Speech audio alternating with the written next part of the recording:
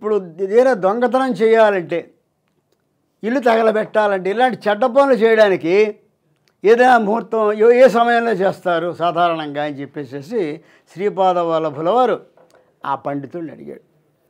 ఆయన ఏం చెప్పాడంటే, వీటికి ముహూర్తాలు అంటూ ఉండవు, బహుశా దుర్ముహూర్తంలో చెయ్యొచ్చేమోను అని చెప్పేసి ఆయన అన్నాడు.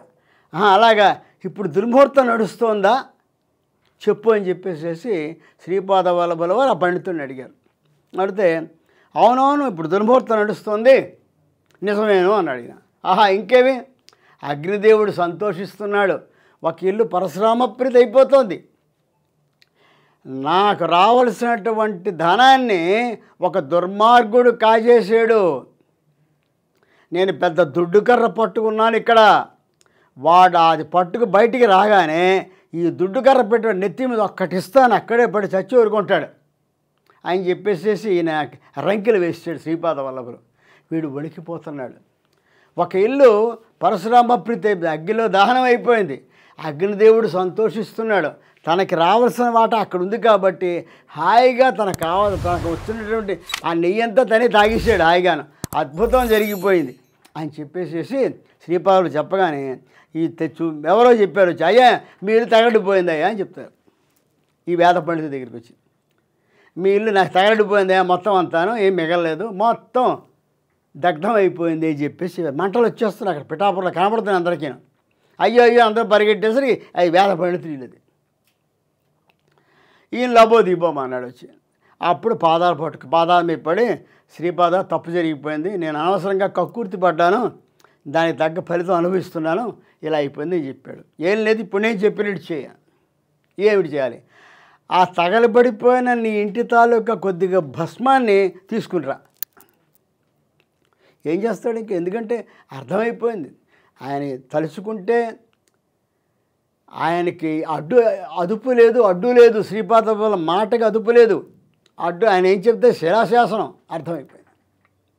సరే ప్రశాంతంగా వెళ్ళి ఏమనకుండా బిక్కుమంటూ వెళ్ళి ఆ తగలబడిపోయిన ఇంట్లో ఉన్నటువంటి ఇంటి తాలూకా కొద్దిగా ఆ భస్మాన్ని, ఆ బూడిదని తెచ్చి శ్రీపాదుల వారికి ఇచ్చాడు.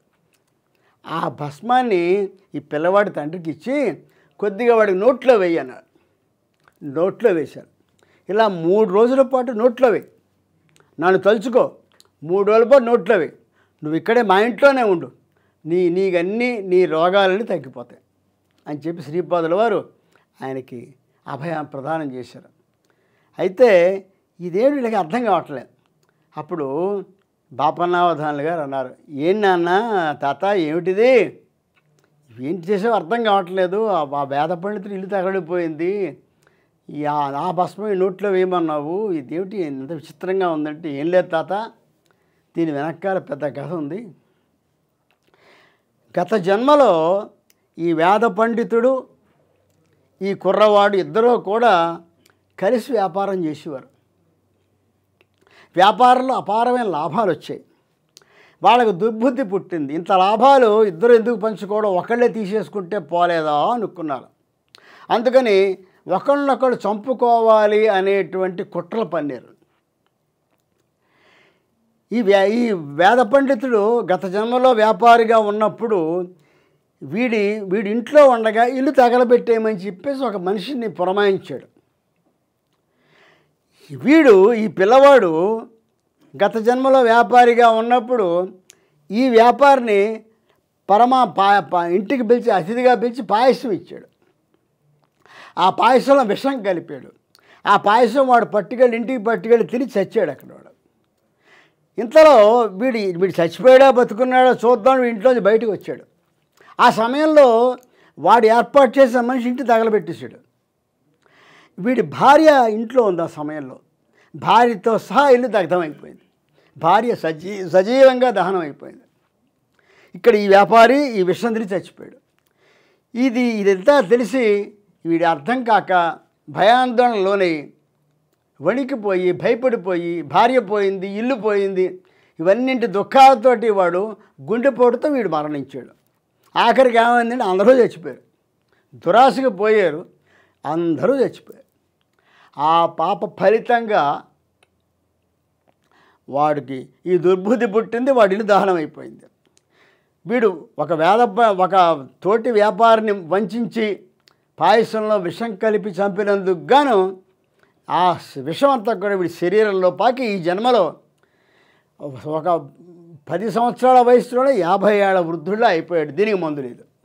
కాబట్టి ఇప్పుడు ఇది వీళ్ళ యొక్క పాపకర్మలు తీసివేయాలి. కాబట్టి తీస్తేనే కానీ విముక్తి లేదు. అందువల్ల వాడి ఇల్లు దహనం చేయించాను. పైగా అగ్నిహోత్రుడికి చెందవలసినటువంటి నెయ్యిని దాచుకున్నాడు. కానీ అగ్నిహోత్రుడు ఊరుకోడు, అతని వాటాన్ని ముట్టాల్సిందే. కాబట్టి ఆ ఇల్లు దహనం చేయబడింది. నా ఆజ్ఞ ద్వారా అగ్నిదేవుడు ఆ ఇంటిని దహనం చేశాడు. తన వాటాతో తీసేసుకున్నాడు. ఆ ఇంట్లో ఉంటే భస్మం వీడికి ఇవ్వడం వల్ల వాడి కర్మలు తీసివేయడం జరిగింది. ఇప్పుడు వీడి యొక్క ఆ భస్మాన్ని వీడు తినడం వల్ల వీడి శరీరంలో ఉన్నటువంటి విషమంతా కూడా నేను హరించేస్తున్నాను. తద్వారా వీడి యొక్క పాపకర్మ కూడా తీసివేస్తున్నా. ఇద్దరికీ కథ సుఖాంతమైంది అని చెప్పేసి శ్రీపాద వల్లభులు చెప్పారు.